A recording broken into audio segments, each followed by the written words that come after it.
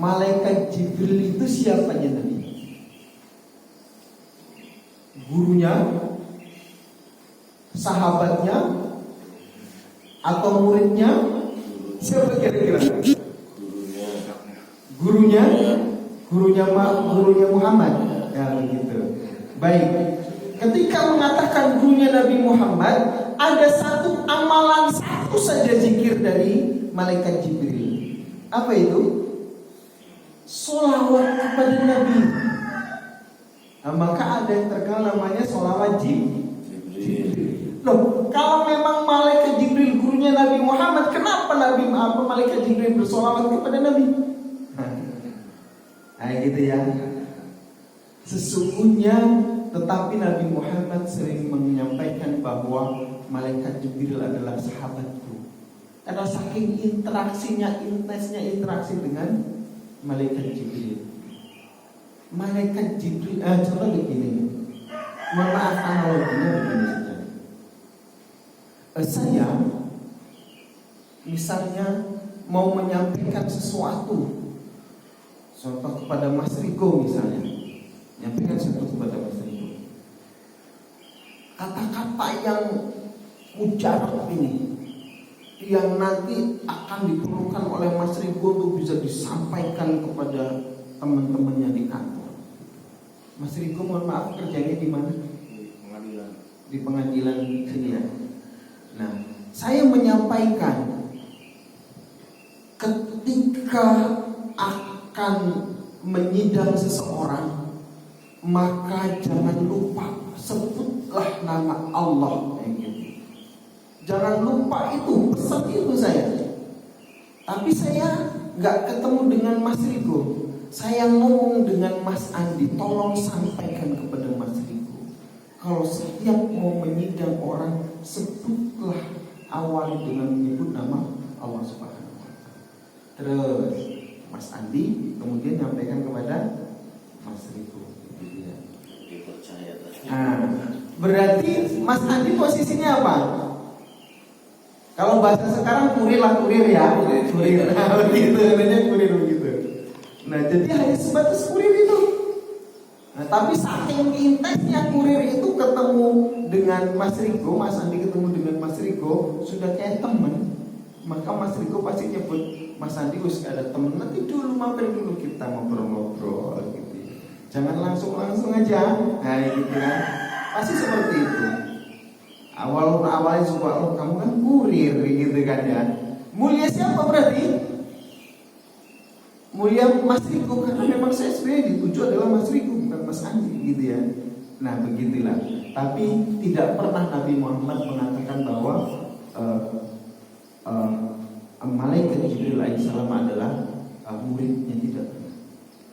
Yang sering adalah sahabat. Maka ketika Nabi Muhammad SAW ditemui oleh malaikatul maut, ketika mau dicabut nyawanya itu, kok datang sendirian malaikatul maut, datang kepada Nabi. Mana sahabatku? Mana malaikat Jibril? Kok nggak datang bareng malaikatul maut? Masih nongkrong di langit pertama. Loh, kenapa nggak turun? Gitu kan, kisahnya ada kan? Karena nggak tega, nggak tegel gitu melihat Nabi Muhammad nyawanya diambil oleh malaikatul maut. Gitu sampai kisahnya harum sekali. Kisah dua sahabat ini, persahabatan antara Nabi Muhammad SAW dengan malaikat Jibril alaihissalam. Karena dari pertama yang menyampaikan wahyu yang jadi kurirnya malaikat Jibril. Begitu. Dan dia yang dibawa adalah kalamullah. Inilah bahwa membuktikan bahwa ketika itu adalah kalamullah, maka yang diwahyukan atau mungkin ucapan dari Nabi Muhammad SAW itu tiada lain hanyalah wahyu yang diwahyukan kepadanya. Ada dalam Quran surat An-Najm ayat 4. Nah, maka kaul perkataan Nabi itu merupakan sebuah wahyu yang diwahyukan gitu ya. Nah, maka disitulah ketika Aisyah radhiyallahu anha ditanya perihal bagaimana akhlak Nabi, apa jawabannya? Aisyah ditanya sahabat, akhlak Nabi adalah khuluqul Quran. Akhlak Nabi adalah Al-Quran. Karena memang Al-Quran ada di dada beliau, Al-Quran ada di kolbu beliau. Beliaulah yang disebut sebagai Al-Quran berjalan. Gitu. Kalau sampai kepada kita ini namanya mushaf Al-Quran. Baik jemaah yang dimuliakan Allah Subhanahu wa Ta'ala. Ada lagi suruh ya. Terus masih ya. Masih jauh. 15. Kemudian yang kedua, Al-Quran sebagai mukjizat. Ini saya akan coba meluruskan terkait dengan mukjizat ini.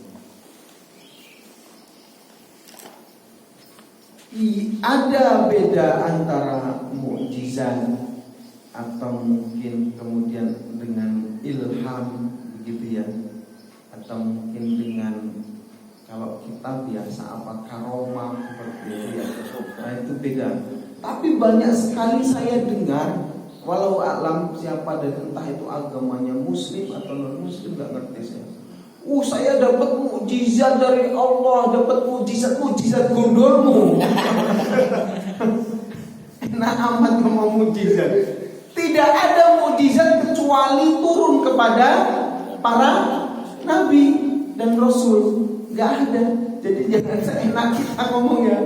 Dapat mukjizat. Mukjizat dari mana? Dapat ilham atau karomah juga bersyukur sekali. Mau dapat mukjizat.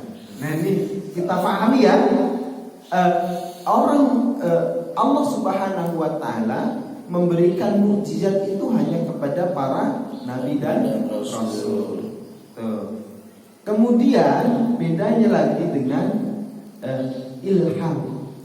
Ya, ilham ini juga diturunkan dari Allah Subhanahu wa Ta'ala. Derajatnya berbeda. Ini kepada orang-orang yang soleh. Gitu ya, itu bisa Allah turunkan ilham.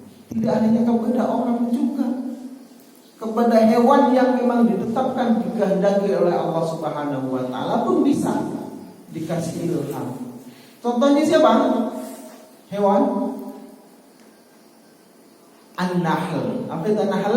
Pernah kita bahas dulu. Tawon atau lebah. Itu dapat ilham dari Allah. Dalam Quran surat An-Nahl ayat berapa 69 itu. Itu dapat ilham dari Allah. Allah memberikan ilham kepada lebah, menyeru lebah, hai lebah, bangunlah kamu rumah-rumah itu di atas gunung, kayak gitu kan bunyinya, di atas gunung. Kemudian bangunlah rumah-rumah sampai kepada di bangunan-bangunan yang dibangun oleh manusia. Kemudian terus dari lebah terus kemudian memakan makanan dari saripati bunga nektar itu sampai menghasilkan sesuatu yang dinamakan madu yang bisa menjadi asyifa. Itu makhluk yang diberikan ilham oleh Allah Subhanahu wa Ta'ala. Kemudian karomah gitu ya.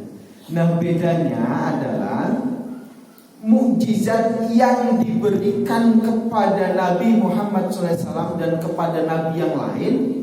Kalau kepada Nabi yang lain, mukjizat itu turun itu hanya sekali. Turun hanya sekali, kemudian setelah itu nggak bisa lagi. Misalnya tongkat Nabi Musa, itu ya, yang dilemparkan bisa jadi ular, gitu ya. Tanpa adanya perintah dari Allah, lempar lagi nama Nabi Musa. Kamu datang lagi musuh, lempar lagi tongkatnya. Jadi ular lagi belum tentu. Gitu ya. Nah, termasuk seperti kita orang-orang yang diberikan karomah oleh Allah Subhanahu wa Ta'ala. Dia misalnya, dia karomahnya seperti ini. Kemudian terjadi betul karomah suatu saat. Ini pun biasanya karomah akan diketahui setelah orang tersebut meninggal. Gitu, menjadi karomahnya begitu ya. Dan gak bisa berulang-ulang Bapak. Sakti mandraguna jadi begitu ya. Itu sudah dipertanyakan, maka ketika ketika ada yang orang kebel misalnya, pertama memang dapat karomah dari Allah, dibacok kebel, enggak mempan bacok gitu ya, gitu. Nah kemudian suatu saat karomah datang tidak berkali-kali terus menerus, enggak, dibacok lagi keluar darah, kayak gitu ya. Tapi kok kalau dibacok kebel, besok lagi bacok kebel, nah hati-hati ada yang dicantolin di tubuhnya gitu. Udah mainannya sama jin seperti itu. Nah itu patut dipertanyakan itu. Bukan karomah itu namanya itu. Ada juga, orangnya sakti nih. Kalau ngelihat saya pernah itu ngelihat. Ini jari nggak ada apa-apanya nih. Dipegang, nyetruk, dipijit dia untuk mijit jari sakti bahasanya, pijit jari sakti. Dipegang nyetrum, digedein serem, gede juga. Luar biasa ini, energinya bahasanya bisa keluar setrum dari tangannya, betul. Keluar setrum, getar semua, kayak gitu. Kalau orang lihat sakti betul itu, bisa kayak mana belajarnya segala macam gitu ya. Kalau diteliti, yang sering meneliti seperti itu siapa itu? Pesulap merah. Pesulap merah itu beruntung sekali kita punya orang seperti pesulap merah itu, membongkar rahasia seperti itu. Ada dipasang sesuatu di badannya Pak, biar setrumnya besar. Masya Allah. Awas, banyak sekali orang tertipu dengan hal seperti itu ya.